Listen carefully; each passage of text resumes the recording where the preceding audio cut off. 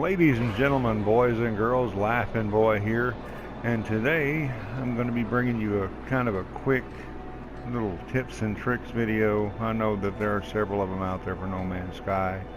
I'm hopefully going to cover a couple of points that weren't covered before. The first tip is don't die. But I think that's going to be kind of hard to avoid. But the way the game is set up is you have restore points, which, well, that means that's your spawn point. If you die, you'll respawn wherever your last restore point was. But one of the things that I really want to point out, that I want to make sure that I do point out, that I haven't seen so far, is there will be a gravestone where you died. So when you do respawn, be sure and go back to the gravestone, and you will be able to pick up your inventory, which, you know, is pretty important.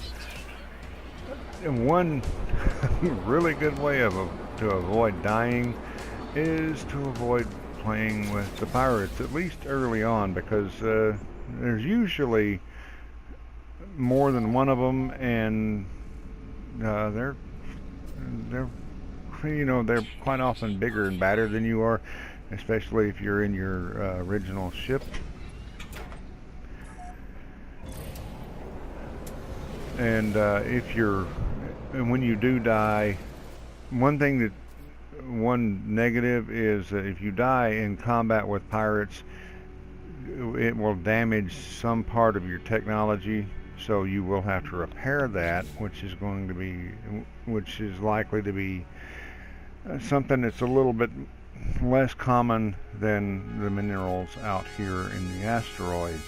Which comes to my second point. Of course, the easiest way to make money in the game seems to be mining asteroids. Now, you can come out here. Asteroids seem to be fairly common. Just when you leave your planet for the first time, you just go out here. There should be asteroids. There may be asteroids. I'm not telling you that they're going to be there 100% of the time. My original solar system had asteroids all through it. This solar system has asteroids, but they're not nearly as common as they were. However, this still works. Just go out there and point at the asteroids and push X. Be sure and check out the large ones. A lot of times they're going to be just iron, but then they may be nickel or aluminum, or something of greater value. And it's going to be kind of difficult. As you can see, I'm having a little bit of difficulty here keeping my ship in range because there isn't an emergency brake in space. For me, most of the time, the large asteroids were aluminum, nickel, or iron, and most of the time, the small ones were thamium. Not all the time.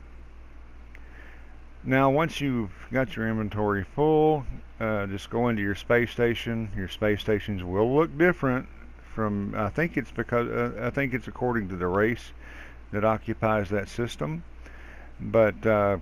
Go and find this thing on a wall someplace and sell out the inventory that you just gathered up. It took me probably about 2 hours total to gather up enough to buy I gathered up about 400,000 units and bought a better ship. Now, it actually took me some time standing in a hangar bay waiting for the proper ship to come in. But that's because some of them were just plain ugly.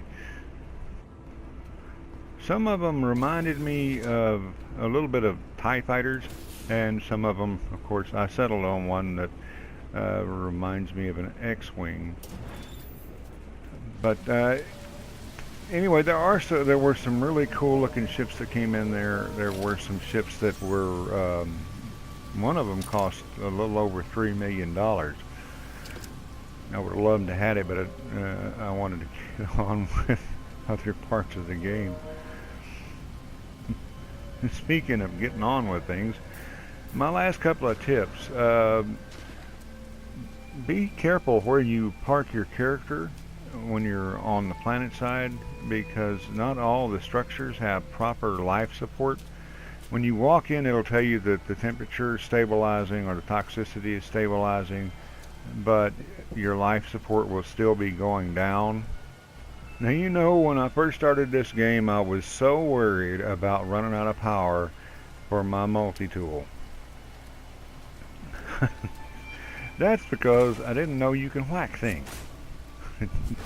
So if you're low on power, you want to conserve power, maybe you're completely out of power, just find something that provides an isotope and beat on it until it breaks.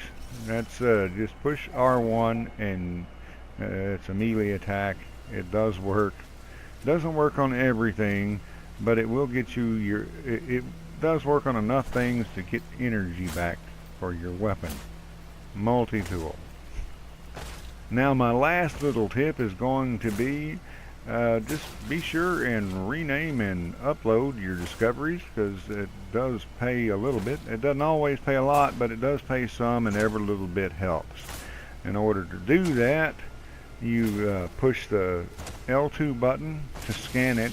You have to be close enough to it to scan it. Now, be careful when you're scanning animals, because if you get too close, they may not like it. Some of them just don't like it anyway. Now, my first toxic planet, every critter I come across almost decided it wanted to kill me. Good thing most of them were kind of small.